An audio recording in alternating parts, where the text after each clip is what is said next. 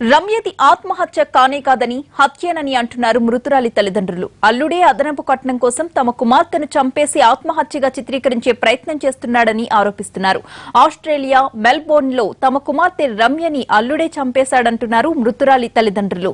Hyderabad Kukatpally housing board కాలనీకి చెందిన రమ్యకు ఆస్ట్రేలియాలో నివాసం ఉండే మహత్తో 4 ఏళ్ల క్రితమే వివాహం జరిగింది.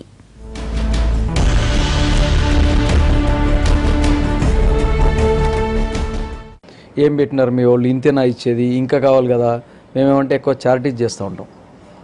చారిటీస్ అంటే కొంచెం చదువుకునే వాళ్ళకి కానీ, లేకపోతే ఇంకేమన్నా హెల్త్ ప్రాబ్లమ్స్ వచ్చిన వాళ్ళకి కానీ, ఏదో పూర్ మా దగ్గర ఉన్నది పూర్ అంటే అనకూడదు, మనం కూడా పూరే అట్లా అనకూడదు. ఏదైనా అవసరం వచ్చిన వాళ్ళకి మన అవసరం అన్నీ వినియోగించేవాళ్ళం. అది వాళ్ళు తెలుసుకొని అక్కడ ఇచ్చినారంట, ఇక్కడ ఇచ్చినారంట, అది మాకెందుకు ఇవ్వకూడదు, ఇంకోటి ఏదైనా కొంటాం, లేకపోతే ఇక్కడ ఏదైనా కొనాలి, మా అబ్బాయికి ఇవ్వచ్చు కదా అని అడిగేటోళ్ళు వాళ్ళు. ఏం జరిగిందో తెలియదు కానీ ఈ అబ్బాయి కొట్టి చంపేసినాడు దాన్ని. మహంత్ చంపేసి ఉంటాడు. మహంత్ చంపి దానికి హ్యాంగ్ చేసి ఉంటాడు. కొట్టి హ్యాంగ్ చేశాడు. కొట్టినప్పుడు బ్రెయిన్ డెడ్ అయిపోయింది. హ్యాంగ్ చేసాడు. హ్యాంగ్ చేసి మళ్ళీ పోలీసులకు ఫోన్ చేసి దాన్ని నేను దించినాను, ఇట్లా చేసినాను, స్క్రూ డ్రైవర్తో ఓపెన్ చేసినాను, ఇవన్నీ చెప్పి వాళ్ళకి హాస్పిటల్లో పోలీసులు చెప్పారు.